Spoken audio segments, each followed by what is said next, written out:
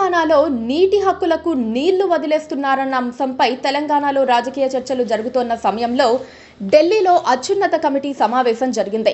జలశక్తి కార్యాలయంలో జల్ శక్తి మంత్రి సిఆర్ పాటిల్ అధ్యక్షతన బుధవారం జరిగిన తెలంగాణ, ఆంధ్రప్రదేశ్ ముఖ్యమంత్రులు రేవంత్ రెడ్డి, చంద్రబాబు నాయుడుల మధ్య జరిగిన చర్చల్లో 5 ఒప్పందాలు కుదిరాయని అధికారికంగా ప్రకటించారు.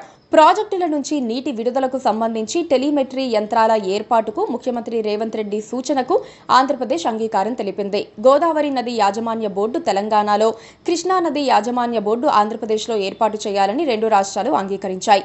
అలాగే శ్రీశైలం ప్రాజెక్టు మరమ్మతులకు ఆంధ్రప్రదేశ్ అంగీకారం తెలిపింది. ఇరు రాష్ట్రాల్లో గోదావరి, కృష్ణా నదులపై ఉన్న ప్రాజెక్టులకు సంబంధించి పెండింగ్ సమస్యల పరిష్కారానికి అధికారులు, సాంకేతిక నిపుణులతో వారం రోజుల్లో కమిటీ నియమించనున్నారు. ఇరు రాష్ట్రాల మధ్య చర్చలు సుహృద్భావ వాతావరణంలో జరిగాయి. అన్ని సమస్యలను చర్చల ద్వారా పరిష్కరించుకోవాలని నిర్ణయం తీసుకున్నారు. అంటే అంతిమంగా ఓ నిపుణుల కమిటీని ఏర్పాటు చేస్తారు. దేన్నైనా చర్చల ద్వారా పరిష్కరించుకుంటారు. మరి బనకచెర్ల అంశంపై ఏం చర్చించారన్న దానిపై స్పష్టత లేదు. అసలు అలాంటి ప్రస్తావనే లేదని రేవంత్ రెడ్డి ప్రకటించారు. కానీ ఆ తర్వాత మీడియాతో మాట్లాడిన ఏపీ మంత్రి నిమ్మల రామానాయుడు బనకచెర్లపైన చర్చించామని, చర్చల ద్వారా సమస్యను పరిష్కరించుకుంటామని అన్నారు. అక్కడే సీఎం రేవంత్ ఏదో దాస్తున్నారన్న అనుమానాలు బలపడుతున్నాయి.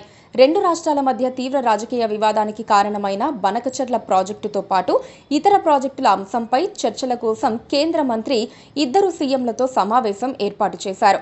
ఆంధ్రప్రదేశ్ రాష్ట్ర విభజన చట్టం ప్రకారం జలాలపై సమస్యలు ఏర్పడినప్పుడు ఎపిక్స్ కౌన్సిల్లో చర్చలు జరపాల్సి ఉంది.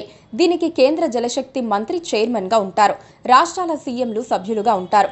ఇలాంటి అపెక్స్ కౌన్సిల్ సమావేశంలో గతంలో 2 సార్లు జరిగింది. కానీ ఇది ఎపెక్స్ కౌన్సిల్ సమావేశం కాదు, ఫార్మల్ మీటింగే. అంటే పెద్దగా విలువ లేని మీటింగ్. అయినా ముఖ్యమంత్రి రేవంత్ రెడ్డి ప్రత్యేక ఆసక్తితో అర్ధరాత్రి పూట ఢిల్లీకి వెళ్లి సమావేశానికి వెళ్లారు. బనకచెర్లపై చర్చించలేదని చెబుతున్నారు. కానీ ఏదో చర్చించారన్న అనుమానం మాత్రం ప్రజల్లో బలపడుతోంది. ముఖ్యమంత్రి స్థానంలో ఉండి చర్చల విషయంలో అవాస్తవాలు చెబితే ప్రజలు అనుమానపడే అవకాశం ఉంది. అది కాంగ్రెస్ పార్టీకే పెను ప్రమాదం సృష్టిస్తుంది. Please subscribe to KTV Telugu. KTV Telugu. KTV Telugu. KTV Telugu channel.